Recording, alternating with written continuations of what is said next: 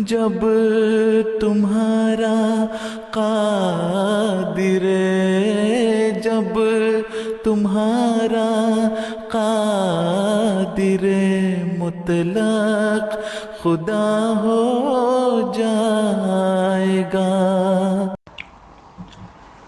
اعوذ باللہ من الشیطان الرجیم، بسم اللہ الرحمن الرحیم۔ سامعین و ناظرین کرام، السلام علیکم ورحمۃ اللہ وبرکاتہ۔ کتاب سیرۃ المہدی میں روایت ہے کہ سیدنا حضرت مسیح موعود علیہ السلام فرماتے ہیں، جو شخص ہماری کتابوں کو کم از کم 3 دفعہ نہیں پڑھتا، اس میں ایک قسم کا تکبر پایا جاتا ہے۔ اور آپ علیہ السلام اپنی کتاب نزول المسیح میں فرماتے ہیں،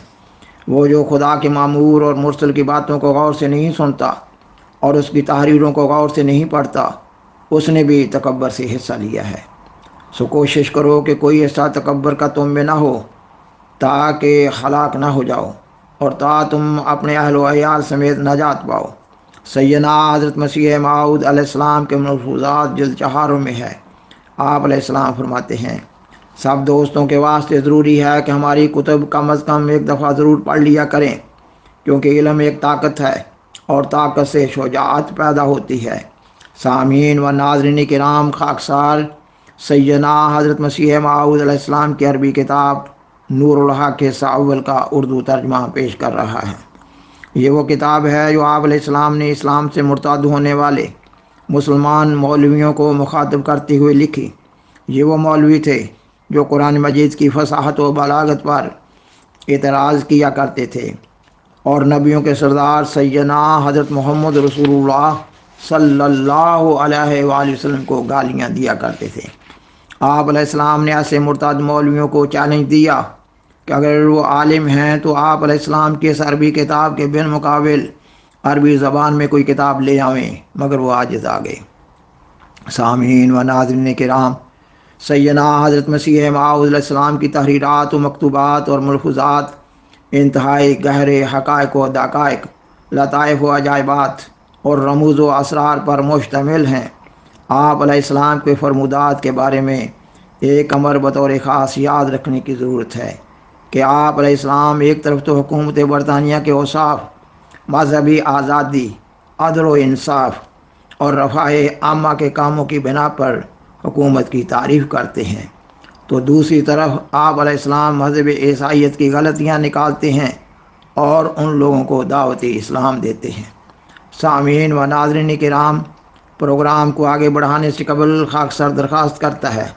کہ اگر آپ کو یہ پروگرام پسند آئے تو اسے لائک کریں، اپنے دوستوں اور فیملی ممبرز سے شیئر کریں اور اس چینل کو سبسکرائب کریں۔ جزاکم اللہ تعالی احسن الجزا۔ سامعین و ناظرین کرام، خاکسار سیدنا حضرت مسیح موعود علیہ السلام کی عربی کتاب حصہ اول، عربی کتاب نور الحق حصہ اول کا اردو ترجمہ قسطوار پیش کر رہا ہے۔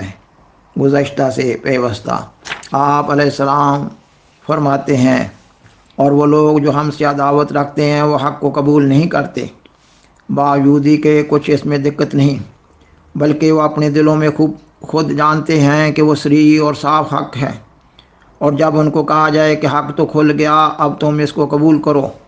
اور ان معانی پر ایمان لاؤ جن کا صحیح ہونا ثابت ہو گیا، تو کہتے ہیں کیا ہم ایسی باتوں کو مان لیں جو ہمارے متقدمین کے اقوال کے مخالف ہیں، اگرچہ ان کے متقدمین نے اپنی راہوں میں خطا ہی کی ہو۔ اور ہم دیکھتے ہیں کہ یہ لوگ دبائے گئے ہیں اور بخل کی برفیں کثرت کے ساتھ اور شدت کے ساتھ ان کے دلوں پر گریں اور ان کے سبزہ کو دبا لیا، اور پیچھے سے تعصب کے سنگریزے ان پر پڑے، سو ان کی استعدادیں اس کے نیچے ایسی پیسی گئیں جیسا کہ لوہار کے ہتھوڑے کے نیچے پس جاتا ہے، یا روئی دنیا کے دھنکے کے نیچے دھنی جاتی ہے، اور ان کی عقل پر تعجب آتا ہے کہ وہ اپنی آنکھوں سے دیکھتے ہیں کہ ان کے کلمات باطلہ اسلام کو سخت نقصان پہنچا رہے ہیں، اور لوگ ان کی باتوں کو سن کر دین اسلام سے نکلتے جاتے ہیں اور نصارہ میں داخل ہوتے جاتے ہیں، کیونکہ وہ مسیح کی عصمت خاصہ اور اس کا اب تک زندہ رہنا اور اس کی قدرت کاملہ خالقیت میں اور زندہ کرنے میں اس مبالغہ سے سنتے ہیں جس کی نظیر اور نبیوں میں نہیں پائی جاتی، اور یہ مولوی لوگ ان تمام فسادوں کو دیکھ رہے ہیں، پھر خبردار نہیں ہوتے، اور ان کے دل نہیں کانپتے، اور ان کے جگر نہیں پگھلتے، اور ان کو امت نبی صلی اللہ علیہ وآلہ وسلم پر کچھ بھی رحم نہیں آتا۔ ہم ان پر گریہ کرتے اور پھوٹ پھوٹ کر روتے ہیں، سو کوئی ہمارے گریہ کو نہیں سنتا اور نہ ہماری فریاد کو، بلکہ وہ غصہ میں آ کر کافر کافر کہتے ہیں۔ اور ہماری مثل ان دنوں میں غربت اسلام کے دن ہیں، اس مسافر کی طرح ہے جو جنگل میں اور اندھیری رات میں بہکتا پھرتا ہے، یا اس کی مثل جو بھڑکتی ہوئی آگ میں فریاد کر رہا ہے۔ سو ہم کوئی فریاد رس اپنی قوم میں نہیں پاتے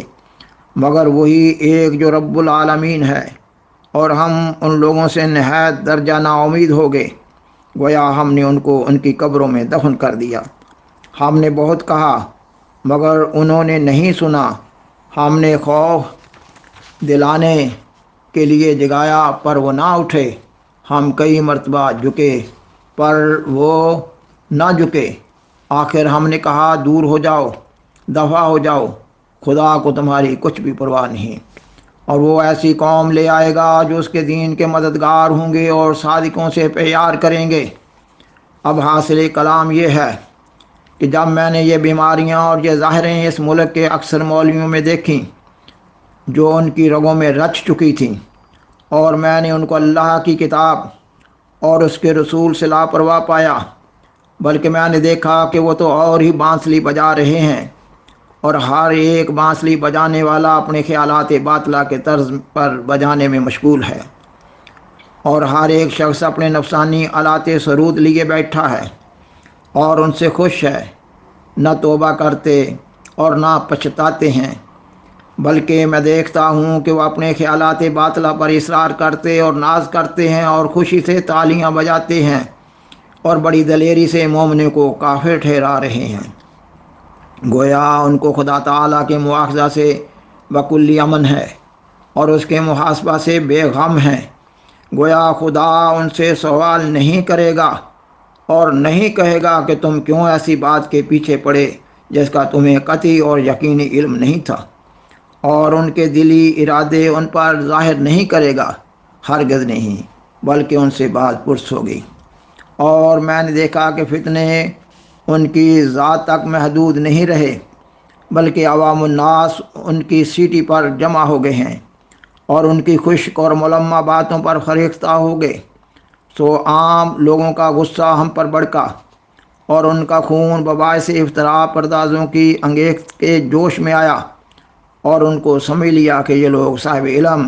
اور دیانتدار اور سچے ہیں۔ پس جب ہند کی زمین میں ایسا زلزلہ آیا کہ ساری زمین ہل گئی اور علماء میں نے بخل اور حسد پایا، تو میں نے اپنے دل میں ٹھان لیا کہ ان لوگوں سے اعراض کروں اور مکہ کی طرف بھاگوں اور صلح عرب اور مکہ کے برگزیدوں کی طرف توجہ کروں، کیونکہ وہ آزادی کی مٹی سے پیدا کیے گئے اور اہلیت کے دودھ سے پرورش پاتے ہیں۔ سو خدا تعالیٰ نے اس حاجت کے پیدا ہونے کے وقت میرے دل میں یہ القاء کیا کہ میں کھلی کھلی عربی میں چند کتابیں تالیف کروں۔ سو میں نے خدا کے فضل اور اس کی رحمت اور اس کی توفیق سے ایک کتاب تالیف کی جس کا نام تبلیغ ہے، پھر دوسری کتاب تالیف کی جس کا نام تحفہ ہے،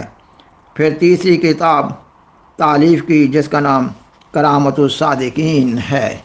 پھر چوتھی کتاب تالیف کی جس کا نام حمامت البشریٰ ہے۔ اور حمامت البشریٰ میں ان لوگوں کے لیے بشارتیں ہیں جو حق کے طالب ہیں، اور نیز ہر ایک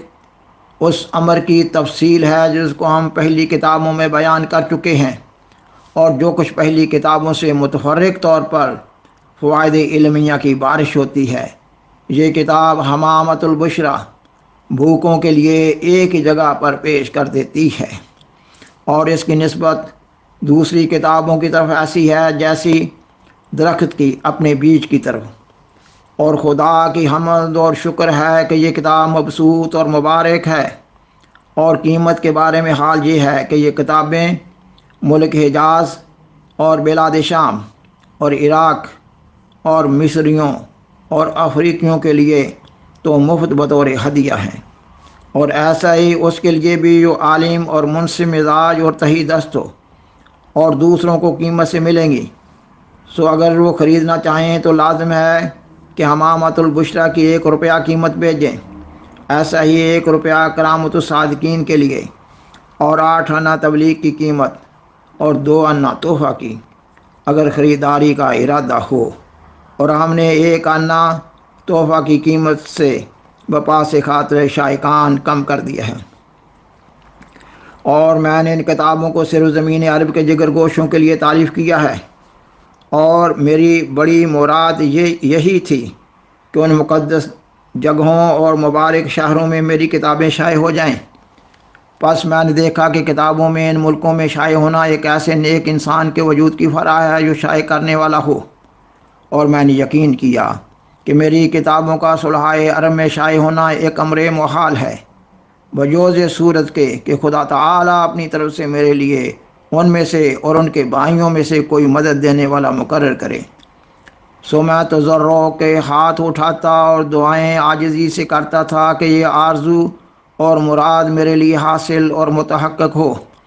یہاں تک کہ میری دعا قبول کی گئی اور میری مراد مجھے دی گئی، اور میری طرف خدا کا فضل ایک ایسے آدمی کو کھینچ لایا جو صاحب علم اور فہم اور مناسب تھا اور نیک بختوں میں سے تھا، اور میں نے اس کو پاک اصل اور پسندیدہ خلق والا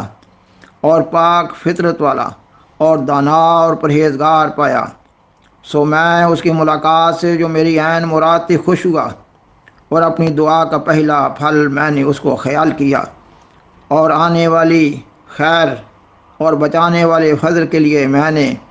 اس کو ایک نیک فعل سمجھا، اور کثرت خوشی نے مجھ کو ہلا دیا،